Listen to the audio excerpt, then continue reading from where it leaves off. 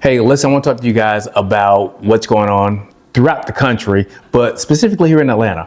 You guys have heard me saying for the longest that brick and mortar schools are going to be closing at a rapid rate, and that traditional brick and mortar schools are going to become obsolete in time. So listen, a lot of people, they argue that fact. They don't want to believe it, what have you, but facts are facts. Just this week, CBS News released a story about APS, which is Atlanta Public School System here in Atlanta, that they are closing 19 schools. I think they're redirecting one, but it's 19 schools that's going to be closing. So listen, I want you to understand the numbers, understand the metrics of what that looks like. That means there are going to be 19 principals that are going to be unemployed. That means there's 19 vice principals that's going to be employed. And from my understanding, some schools have two vice principals.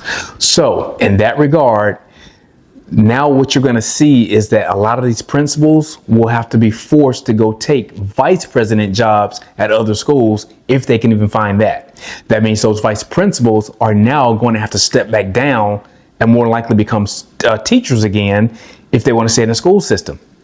What that now does, it pushes teachers down out into other professions perhaps. A lot of people go on as substitute teachers. That's going to push them out of the way. Listen, I was just talking to an administrator yesterday, and he said that majority of schools have 35 to 40 teachers per school. So if it's 40 teachers times 19 schools, that's 760 teachers that's going to be out of a job. They're going to be scrambling, filling positions that substitute teachers are taking. Substitute teachers are everyday people that you can just go in and be a substitute teacher as long as you pass the testing for your particular state.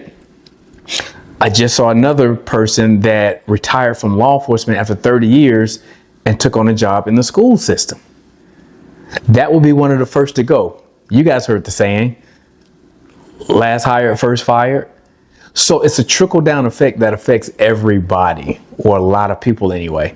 So again, as we look at that, we keep thinking and keep hearing from little kids, go to school, get good grades, go get a college degree, everything's going to be great. But in the education field, all these people have degrees, but look what's happening. There's a shift, there's a pivot taking place in the value of a college degree. In the 80s and early 90s, college degrees were a great deal. They were valuable, they were useful.